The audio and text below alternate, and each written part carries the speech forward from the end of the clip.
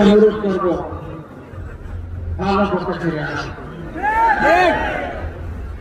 আমরা আপনাদের হালাল রুজির জন্য জায়গা করে দেব ইনশাআল্লাহ। অন্য 10 জন যেভাবে সম্মানের সাথে সম্মানের পেশায় যুক্ত থেকে দায়িত্ব পালন করে পরিবারকেও দেয়, দেশকেও দেয়, আপনিও তাই পালন করবেন এবং আপনিও বাংলাদেশের একজন গর্বিত নাগরিক হবেন।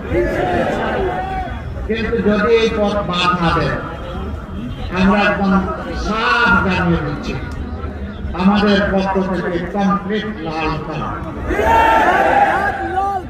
এই চাঁদা আমরা তো করার প্রশ্নই ওঠে না। চাঁদাকে আমরা ঘৃণা করি, এটা বিদ্যার চেয়ে নিকৃষ্ট। আমরা ইনশাআল্লাহ কারো মায়ের সন্তানকে চাঁদাবাজি করতেও দেব না। কথা একদম সাফ, এখানে কোনো রাগ ডাক নাই।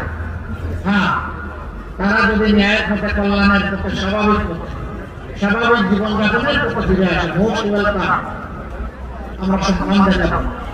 আর বলবো জানা সূত্রে যাদের চাঁদা এনেছে তাদের কাছে ফেরত দিয়ে দাও। যদি চাঁদা ফেরত দিতে না পারো, তারা যদি ব্যবসায়ী হয়, তাদের কর্মচারী হয়, তার ঋণ পরিশোধ করো। বাকিটা রাষ্ট্র তোমার পাশে দাঁড়িয়ে তোমাকে প্রোটেকশন দিবে ইনশাআল্লাহ। সম্মানিত ভাইরা,